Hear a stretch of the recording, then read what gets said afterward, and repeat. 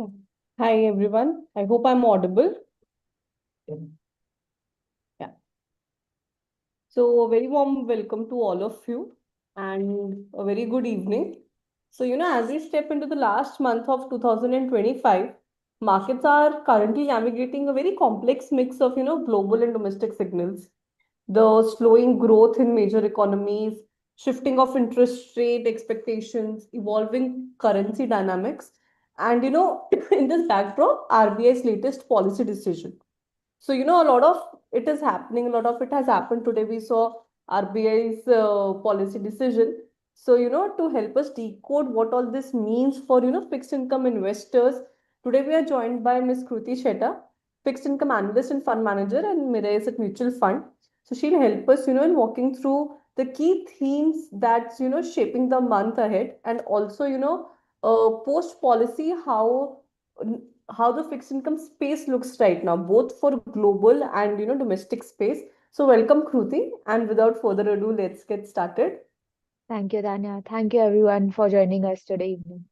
Right. So for the ease of understanding of our viewers, this would be more of a Q&A session, and wherein we'll be discussing, me and Kruti will be discussing right from global themes to currency to domestic space to Indian economy, the demand and supply in the economy, external sector, as well as what's and how could one look at the fixed income space in terms of mutual funds and position themselves for 2026, the upcoming year.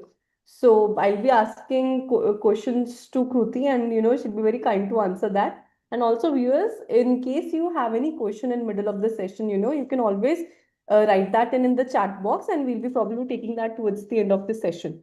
So Kruti, my first question to you would be, on the global macro, especially the turning points that we are seeing right now. So how are the recent shifts in the global growth and central bank policy cycles shaping the outlook for global bond markets as we step into 2026, especially different countries like US, Japan, UK, while all of us a few years back started, all these countries, even India, started together to fight uh, inflation, which was an after effect of COVID, but now the scenario is very different.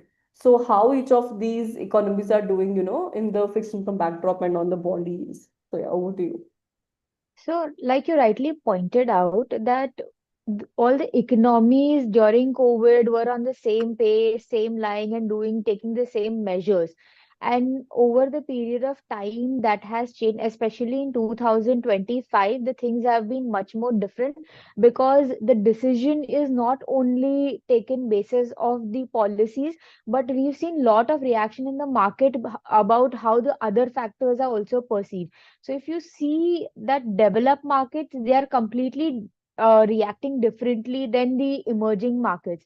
In developed markets, the factors that are playing out right now is first the policy announcement, then there is the concern about the rising fiscal deficit into those economies, the sticky inflation. All these factors are playing adversely into the developed markets, and which is why we see that in spite of rate cuts in those developed markets also, we've not seen the yields reflecting the same. For emerging market, there are many of the emerging markets who have seen rate cut cycle. The markets where we've seen that the negotiations have gone through, and there the deals have gone through, there are some announcements, there are some reliefs there, the reflection of the policy transmission is much more. And if we see economies like India specifically, we do have transmission in the shorter end of the curve, but the longer end of the curve remains a little bit more disturbed by the developments of the external factors. So it's a mix of lot of things. It is not only the function of the monetary policy anymore for these economies. It is more function of the policy decision making. So, for example, one of the economy that stands out completely is Japan, right? While most of the economies are going for the rate cut, Japan is the one which is going for a rate hike.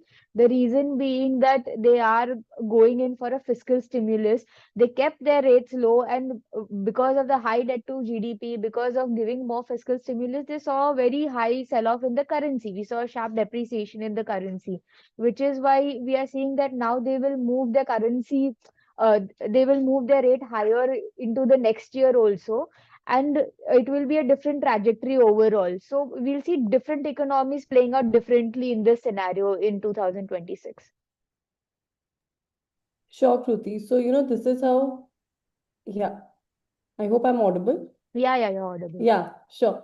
So, while economies are doing on the policy front, they are becoming more localized, there's one thing that, that's also being now becoming common is the currency volatility. In the past few days, we saw a lot of volatility in the currency in both US dollar, INR, and, other currencies as well.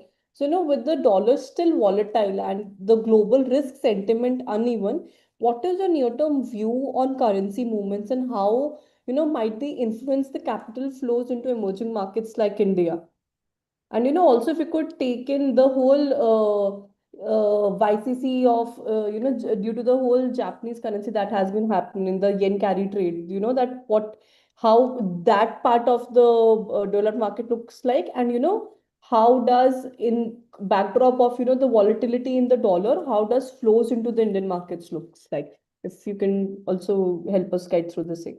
So if we start with the whole idea of this volatility has come in because of one single thing is tariff announcements, right? In 2025, that has led to the depreciation, somewhat depreciation in the USD. But if you see the depreciation is much more contained than it could have been because the capital flow in the US has continued on back of the AI rally. So we see that a lot of capital flows have gone into the US, whereas the debt market of the US, they have not seen a substantial inflow, but they've remained more or less stable, or it has been compensated by the flows into the equity markets over there. But if you see other economies, specifically, like if you go to India, India, we have seen that 2024 was much more stable, but 2025 has been much more volatile, and it became volatile on back of the tariff announcement on us, we being the outlier completely and having one of the highest rate because of our diplomatic relation with other economies. Uh, we 5% depreciation year till date, if you go to see, yes, it sounds a lot, but if you see over the period of time, maybe this was, due, and this does help us in our case for the exports also. How does it play out going forward for global US? Various scenarios will play out. So, most important, 2025 AI inflows played a big role for them. 2026, if that continues, then we will see that our dollar index will be much more stable. Second, the factor that influences this entire scheme of thing is Fed independence, which is very, very essential from their economic point of perspective and globally as well, right? It's a central bank independence. So who comes in and how the policy making has been taken care of, that will matter a lot. And a third will be again whether the uncertainty continues, the announcement continues, and if it keeps harming them. So if there is, stabilization of the announcement, rationalization of the announcements, and if the growth is at a moderate pace and inflation, if not like completely go to the target range, remains or moves towards that, then we'll see that the dollar will be much more stable or might appreciate also in that case. In that case, then the other currencies will see a likely depreciation. But if that doesn't happen or any of the factors start moving out, then we'll see a dollar depreciation. For India, more than what happens to the dollar index, the internal fact or the domestic factors will play out much more. So if we have a tariff announcement which is in line with expectations or better than expectation, then we see a slight reversal. We because we were already, if we see over the period of time, we are already like at the levels where we should have been, which was contained for last 2 years because of the capital flows coming into the economy. So we will see that there can be a slight adjustment to the current levels, but it will not be, the volatility will not be as much as what we have witnessed in last 6 months. So, and second that plays out for us is that from the domestic markets, your capital inflows has been completely absent, right? So we have been hit on both the sides, where because of the lack of capital inflows, your balance of payment is getting hit. Your precious metals are on a higher price, which is why that trade deficit also increases, and we've not been able to export much also because of not having the deal. So we need to take care of that, and this will play out in a larger scheme for the currency going ahead.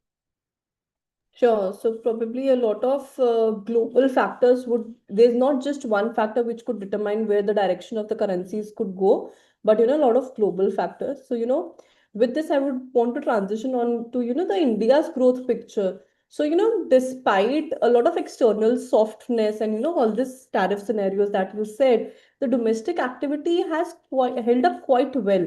So, according to you, what are those key factors or key growth drivers that you are watching right now, and how sustainable do you believe this current momentum is? Just a few days back we saw the GDP number at 8.2%, but going forward, do you think this is a sustainable momentum? If so, then what are your few factors that you would say at this point in time that says that the GDP could be going forward be this strong, or probably there could be a little tapering in the GDP going forward? So if we see the GDP, the composition of GDP of India, 60% is contributed by the consumption, right? Approximately 60% is somewhere the composition of the GDP is there.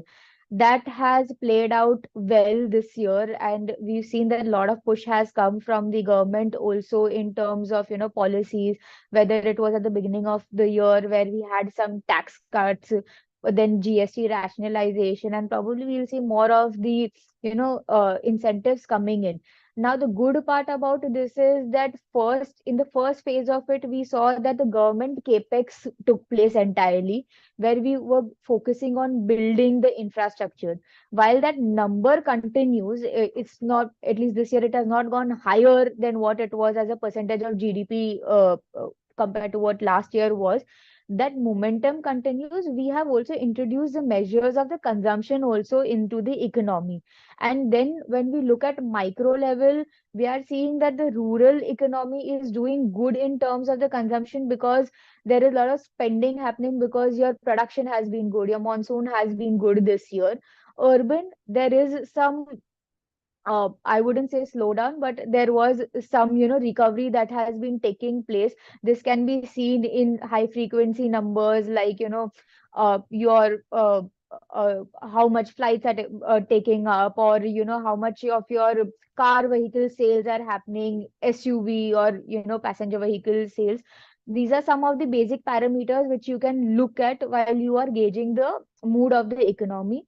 Do we see that there is a slump in it? We don't see that there is a slump in it, and we expect that the measures will continue. Also, RBI front loading the policy also translate into, boosting of the consumption. So the measures have been taken.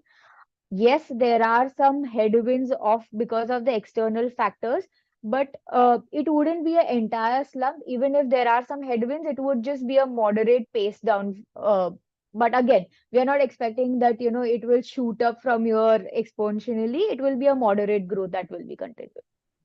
Sure. So now, from growth, the another question that I have is upon inflation. Before the 8.1 number, around 8% number came out for the growth, we also saw multi-year low inflation number. So it wouldn't be wrong that, we are experiencing currently an exceptionally soft inflation print. And, how do you interpret this phase, and what risks or turning points could, shift the inflation trajectory from here on the inflation point? Also, if you can, while the number, if one sees just the headline number on, just the broader number, it looks very low. But, if you go into the parts of it, say the core inflation or the food inflation, how has that also evolved, and whether it is in line with the decrease that we are seeing in the main CPI print? Is it the same story there also? If you can, share a few insights on that as well.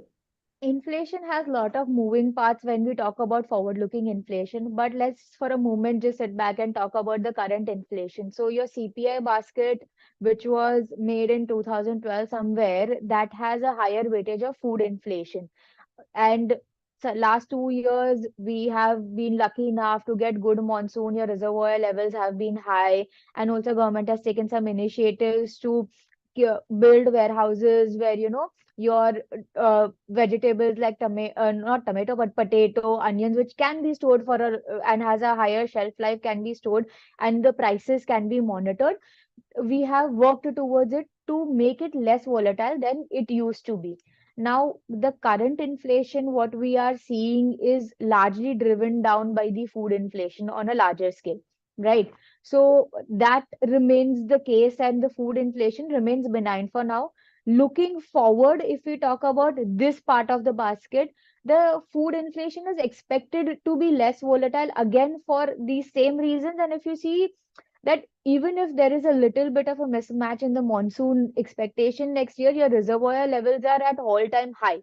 So there is a way out, and it will be still not as bad condition where you would have a drought, or the monsoons a little bit on the less side. It will be manages what the prima facie feels like.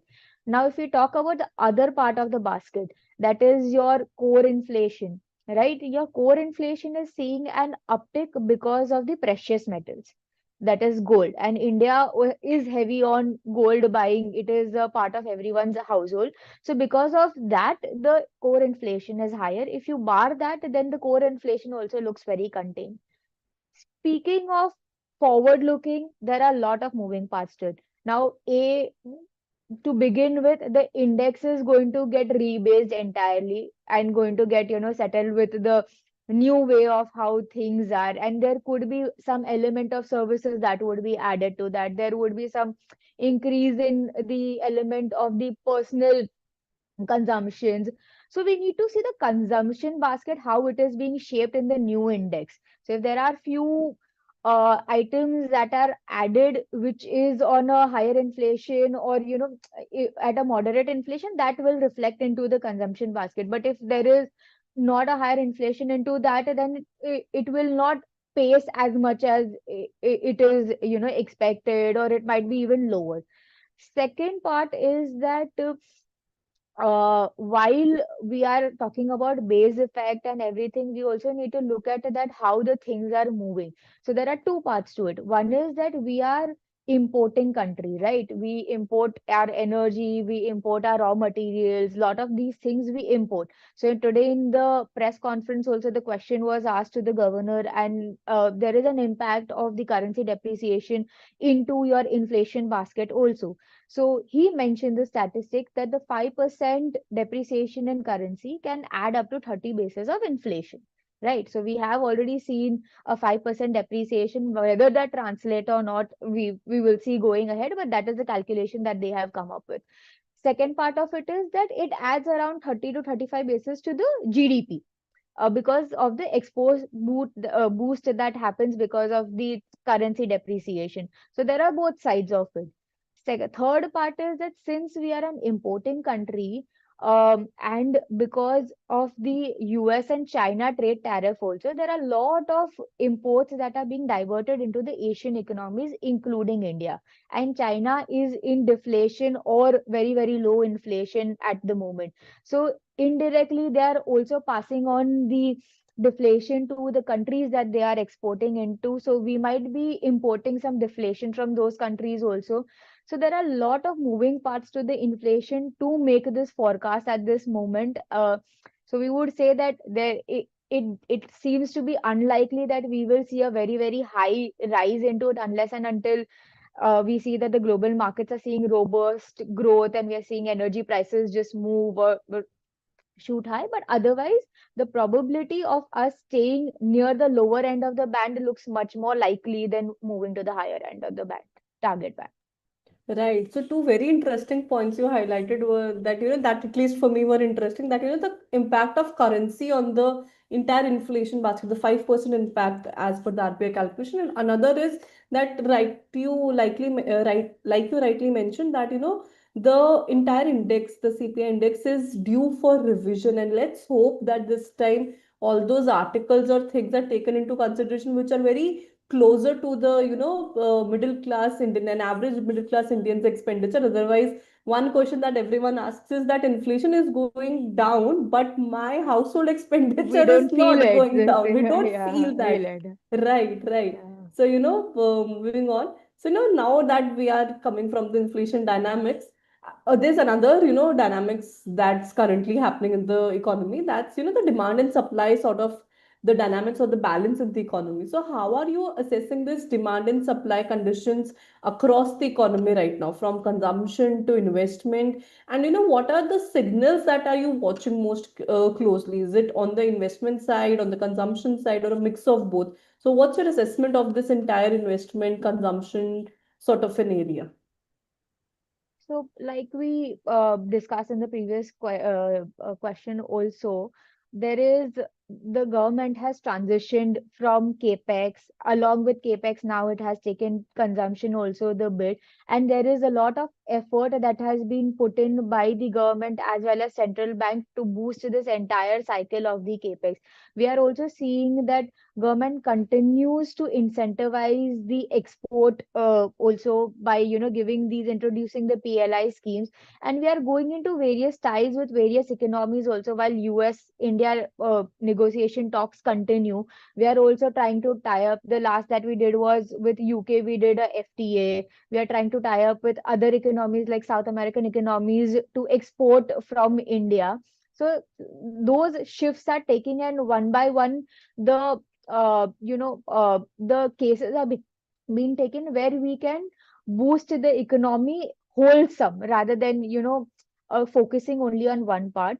So the good part is last 2 years we saw that government capex was entirely in play and we built up on infrastructure that continues even in the first half of the year. We've seen that government front loaded the capex and pumped in into the economy. Then we saw tax cut, we saw your GST rationalization, 125 basis of rate cut towards the same, and probably we will see the eighth pay commission also coming in next year, which will again give a consumption boost. And along with that, uh, if we see the currency also, that depreciation that is being allowed to happen, that is happening to help or boost our exports into the same thing. The last piece that we need to pull out is a deal with US where we can begin our exports again. And if this happens, then we will see that on the external front where we are seeing a lot of volatility, that would subside. One area that we as an economy, as a large economy, could focus on and where we have not moved as yet. So if you see again, US 2025 saw a lot of inflows, capital inflows on account of AI. Now we are seeing some of the inflows getting diverted to China also because they have proven their ability to work towards AI, and they are also moving very fast pace in the pharma research also. So when it comes to innovation and when it comes to research, that is where a missing piece is there. In spite of us being such a large economy, one of the ones where we have a lot of talent also, we generally export our talent, that is seen in our services economy. So that bit we have not built up, and which is why we have seen in 2025 India has not received capital inflows into our market from outside. It is entirely domestic driven. If we start focusing on research and development also, that is one bit where we can again start bringing in foreign investors confidence into the economy. Right now the narrative for the economy is larger consumption based rather than research and development or moving forward. Right, right. So my another question is, on the similar lines, particularly around the external sector and the trade winds that you talked about.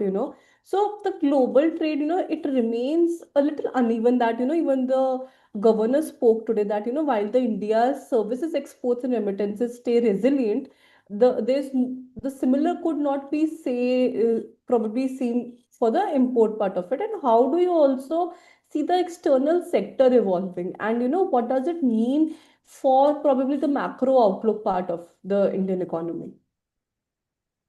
So, like you said, that services is something that is, resilient for us and continues and in a big way for a balance of payment. In past 2 years, we've had a lot of capital inflows. Like last year was a heavier capital inflow on debt by itself. So some of the equity outflows were negated, but before that we had a lot of equity inflows also. Now, if we want to reintroduce this, how do we do that? On a debt front, obviously, there are a lot of other factors that play out. That is the stability of the economy, your currency stability, your interest rate differentiation with the developed markets. These are the factors that play out for your debt part of the portion. For the equity part of the portion, you need to tell your investors and bring in the confidence that the economic circle is going fast enough for them to participate. We are trying this by giving consumption boost into the economy, and probably the growth rates that we are portraying will, show that the economy is also moving. Another way of doing it is that this year we have not seen so much of FDI inflows also. So we need to collaborate with various external members on that also to bring in. There are some talks that some sectors would be opened up and there will be higher FDI allowed into those economies. We've seen some relaxations in the last budget also. We'll see that forward happening also. So these are some of the factors which will help us balance the external much more better, and not only rely on services but other parts of the books also. Right. So, with this moving towards almost the end of the session, that, my now question is around the liquidity part of it. So, one thing that the markets were expecting from RBI was, to give some liquidity, push something on the liquidity, and it rightly did so with the OMO's announcement that it did. So, now with the RBI easing rates and, actively managing the liquidity part of it also, how do you see the domestic liquidity environment shaping from now on? The market behavior, over the next few months, if you can tell us that. So for liquidity front, one thing that is very clear is that we are entering into the last quarter of the year, and from mid of the December, we see that the liquidity tightens because of GST outflow that happens, and your January to March is a seasonal uh, quarter where we see that the liquidity is generally tight. Now, why does this liquidity tighten up in this quarter is because generally this is a season where your weddings take place. Generally this is a season where your harvesting takes place. Generally this is a season where your banks are closing. For India, it is the March quarter which is closing, so we see that the higher credit growth happens in the last quarter compared to other quarters. So these are the factors which drain out the liquidity into the system.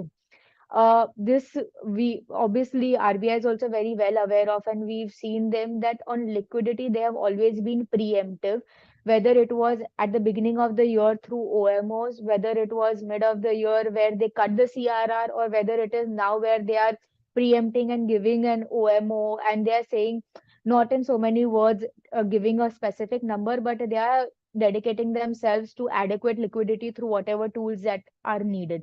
So yes, we will see that liquidity will be, little bit in strain, but we see that RBI is going to completely manage this and is going to estimate it well and take care of this liquidity shortage. Yeah, sure. So, as we move towards the end of the session before the Q&A round, let's talk a bit about, absorbing all of this that's happening around us. The mix of soft inflation, resilient growth, active liquidity management, the global uncertainty on the tariffs part, of course, like you mentioned, and, all the other insights that you have given us. So, uh, taking all of this, how do you think that, as one goes into 2026, how should an investor position themselves with all of these moving parts? Like you rightly mentioned, there are in inflation, there's in growth number also, there's also on the external front as well. So how can an investor position themselves for 2026 at this given point in time? So again, I will not speak of 26 because a lot is going to change in the mid-year, let alone be our CPI and GDP basket is going to change by itself. So that will be a different story. But in a near term, what we see is that your policy rates have come down, and the most scope that you see is in the shorter end of the curve, that is a 1 to 3 year, where the transmission of the policy is the fastest and for sure. And we will see that transmission happening, and there is an opportunity and good spread over there. So your 1 to 3 year segment looks very attractive right now and is a safe bet to take. uh, when can you look at duration? So there can be a window that can open up for duration, which, like, might be brief, we don't know. But there are three factors that you can look out if you are looking for a duration bit of it. One is that if India gets included in global bond indices, then we see that, the foreign inflows will start coming into the bond market, and that will increase the supply. So that is one of the factors that you can look at. Second is that if the global central bank starts doing quantitative easing and we see their rates coming down, then that will have an impact over here also. And third is that if US India deal comes through, and if it's in line with expectation or better than expectation, then again we will see some confidence coming back and some capital flows coming back into the economy. So these are few points that you can keep an eye on if you want to check duration. But if you have to stay invested uh, in near term, then 1 to 3 year segment is somewhere where you should be looking at. Oh. So with this, let's open the dice to, questions. So viewers, you can type in your question on the Q&A box. We have quite a few of them. So the first question is by Mr. Sanjay Sharma. What category of debt mutual fund is most suitable for retail investors in view of today's rate cut by RBI? So, as I mentioned, your last question, 1 to 3 Right. looks appropriate category to look at. Within that, in 1 to 3 year, if you want to play a little bit on the money market as well as duration, then low duration fits as a good category. But if you want to play on the corporate bond side, then short-term fund is a good fund to look at. Sure. So accrual with, of course, with respect to each investor's investment horizon, accrual is something that, you would be suggesting at this point in time on the shorter duration. So short duration fund category, low duration fund category. These are a few things that you would Right. be looking at this point. Sure. So there's another question by an anonymous attendee that, what is the impact on currency on OMO operations to be carried out by RBI in coming days? I think they're trying to understand the impact of currency if there could be on the OMO operations. Um, the currency swap is different, OMO is different, Right, right, and currency swap is given entirely to manage the liquidity over here. So what will happen is that they will sell the dollar, sorry, they will buy the dollar in the current spot market, and they will sell it in the forward market. By that, they are providing the liquidity into the system, and that liquidity will come to us through growth, or it will be provided to the bank so that they have a free INR available with them. They don't have to take a hassle of, like, managing it through other routes. right. So another question is by Mr. Anil Sa that which sector or fund do you think that could benefit from the rate cut announced today by the RBI? I know there's no definite answer to it, I understand, but anything your views on this? So again, it comes to the transmission, right? And the likely transmission that is going to happen is in the shorter end of the curve that will happen for sure. So if you are only talking about this policy, then it has to be the shorter end of the curve. That is again your 1 to 3 year segment. But if you want to play tactical and other factors, then you might look at other factors going ahead as they develop. But the call cannot be taken today on that. Right. So another question by Mr. Prakash Tharwani. What's your view on guild funds? Is it a good time to look at them right now? The spreads suggest so that it is a good time to look at. But gilt GSEC in general has had low demand in 2025. It has been hit by various things.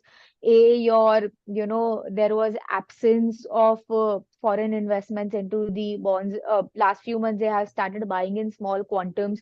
Because of the change in the regulation of the PF, there was some money that was moved into the equity markets.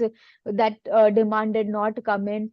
Third, your calendar, while it was not entirely long and heavy, but it was heavier than the market could absorb. So we need to see that the next year's calendar, if they tweak the supply of that side of the curve, and fourth would be the stability. If we see in the market on front, the confidence comes back into the market because of whether it is index inclusion, whether there are more OMOs, or how it comes. And based on that, the gilt fund will again see a movement. But these are a lot of moving parts as of now, and you need to have the patience to bear that volatility. So if you have so and you are a long-term investor, then yes. But if it's a near-term thing, then there will be a lot of volatility and you will be asking a lot of questions about it. Right. So another question by Mr. Mayur, that for a low to moderate risk appetite investor or a retiree, what would you suggest from the fixed income basket, that on the mutual fund side, especially in the investment horizon of say 3 to 5 or 5 to 8 years? 3 to 5 or five Very to eight years. specific, yeah. Very specific. Um, if you have to look at something which is low volatile, and if you then you should go by the category description where they are giving you that what, like what the duration of the fund should be and how uh, the fund is placed. So uh, if you want to go completely for a low risk, then banking PSU is a complete low risk fund that is there. But if you want some accrual and you want some market play at it, then you can look at a category like a short-term fund and a corporate bond fund also, which is again your basket of 3 to 5 year, and it's moderately placed. Right. So another question by Mr. Gaurang Shah. What could be the potential GSEC levels by the end of March? Or probably how you can put it is that, from here, how do you see the 10-year GSEC going forward? Because I understand there is no definite. So I would like to address investors that, we even as a fund managers, or as other people representing the AMCs also, even in this business, we cannot say things for sure. So I think instead of putting Kruti on the spot, that Kruti, how do you think the GSEC from here could look like in your understanding? So today's policy, you see, market 25 basis rate cut was not something that was a surprise to the market, right? They were expecting that 25 basis would be delivered because the governor's interview was speaking on those lines. There was a question whether it is immediately needed or it could be postponed to the next policy. But having said that, that was factored in. What came as a positive to the market was the liquidity support that was provided, right? In terms of OMOs that were given. Now we know that the next quarter is going to be difficult liquidity quarter, and there would be a lot of support that will come into the market because of this. So if there is a continued OMO at this pace or an accelerated pace, then we will see that GSEC might directionally come a little lower from the current levels. Again, we are not talking something at the beginning of the rate cut levels that we saw, but we can see that some retrace can happen. So even after today's all the measures, we have seen that whatever gain that has happened is the loss that happened in last week because of the volatility in the currency. So directionally, the strength will come from the external factors again, like I mentioned, your indices and everything. So if that happens, then we see that GSEC will go down. But if that does not happen, then it remains range bound between your 45 to 55, and on bad days can breach a little bit more also on that. But if it goes well for the market, then we see that it can go towards again 40 to 35 levels, but that will need lot of measures from all these sides. Sure. So, taking the last question by Mr. Ajit Mehta, is it time to look at medium-term fund, which is on the duration side quite near to the short-term fund? So, what are a few advantages or disadvantages? Probably, what is your view on that? Is it time to look at, medium-term fund or not? Again, I would say it depends on the investor's risk appetite. If they have Right. appetite to digest volatility, then of course.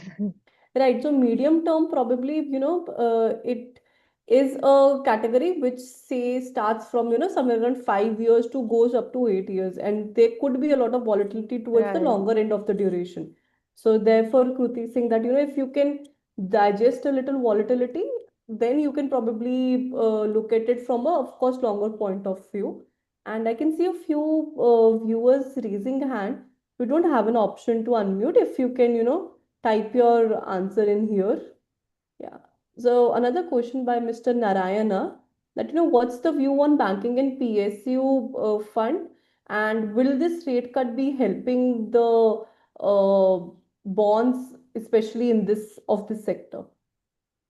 Yes, so banking and PSU again, as a category, it is a safe category where the banks and there are PSUs, it's for ultra conservative.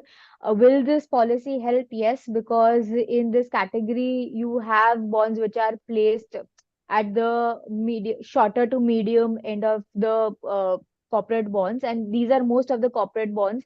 So even though the accrual might not be as high as, a corporate bond fund category where you can take a little bit of NBFCs more, they still are the PSUs which will see the transmission of the rate cut into the corporate bonds, because again, 1 to 5 year is where these are invested, and you will see that the rate transmission will happen in this category of the bonds also. Okay, sure. So any summarizing comments you have, Kruti, for our viewers before we end the webinar? So this policy, governor has literally given something for everyone. It seemed a very balanced policy where at the beginning, if you speak about 1 week back or even 2 days back, it was a very divided audience, and everyone has been that this is a very balanced policy. So going forward, there is a hope that the continued measures will be taken to keep the volatility minimum into the various asset classes.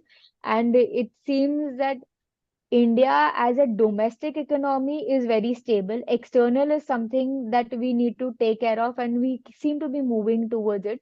So it will stay interesting times, and there will be windows that we will keep getting into these markets. Sure. So thank you, Kruti, for sharing such wonderful insights, right from, how different economies are dealing with the policy situation at this point in time, how the contrasts are between, US to Japan, to currency movements, volatility, and back at home, how currency, could also impact on the inflation part. So thank you so much for taking us through all of this, and thank you viewers for joining us. So at Mirae Asset Mutual Fund, we keep on coming up with such interesting webinar sessions, or a lot of other videos and content which you can access through our website or social media handles. So thank you, Kruti, for joining us, and thank you, viewers. Have a nice day. Thank you. Thank you, everyone.